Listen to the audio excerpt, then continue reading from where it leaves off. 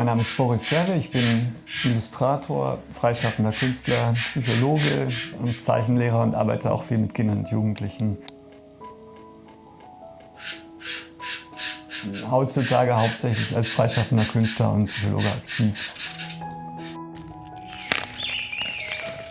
Bonjour, je m'appelle Jeff Scuver, je suis chargé de projet à l'Agence du tourisme des cantons de l'Est et je m'occupe du produit La Ventrilogie.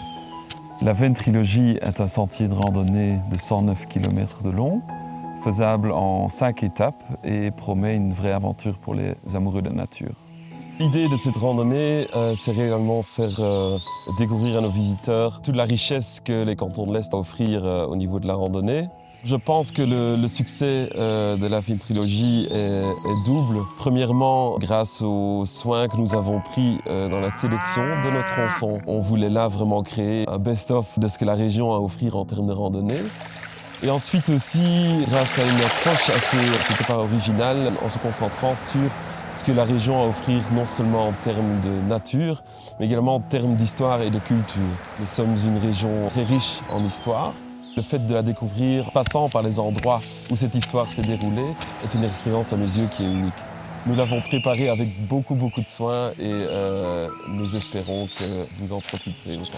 Ich finde, die Ventrilogie ist auch besonders dadurch, dass nicht nur die Biografie im Vordergrund steht, sondern eher noch teils auch der Hintergrund zu diesen Landschaften, Geschichten zu den Örtlichkeiten, dann Hintergründe zu den Persönlichkeiten, die in den Wegabschnitten gelebt haben oder sogar Legenden, die nur überliefert sind, von denen man vor Ort keine Spuren findet. Also der Besucher kann über die Ventrilogie jede Menge über die Geschichte und die Hintergründe dieser Landstriche erfahren. Landschaftlich hat mich unter anderem beeindruckt, dass der Wegabschnitt zwischen Olpen und dem Hohen Venn, also von Olpen aus folgt man dem Hilltal bis Ternell, und ich finde, dieses Hilltal ist landschaftlich eine der schönsten Stellen der Gegenden. Der Fluss ist gesäumt von sehr rohen Felsen. Teilweise sind ganze Uferabschnitte nur durch Fels belegt und nicht wirklich durch Weg quasi. Man muss über Felsen klettern teilweise. Die Felsen sind moosbewachsen. Die Gegend riecht anders, je nach Jahreszeit. Im Frühjahr entsprechend frisch, im Herbst modrig.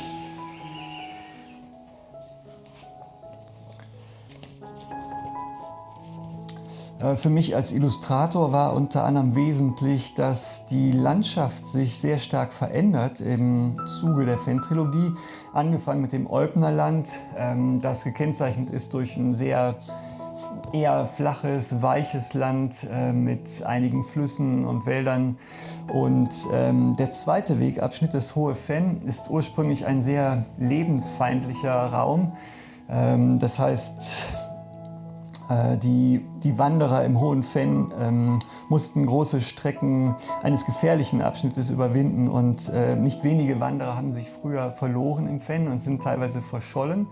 Und letztlich der letzte Abschnitt ist eher durch das Wasser geprägt, durch den Flusslauf.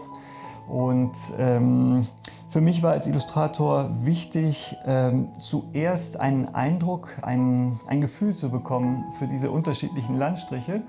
Und habe vor Ort teilweise dokumentiert, wie die Landschaft aufgebaut ist, und schließlich im Atelier dann die Illustrationen angefertigt.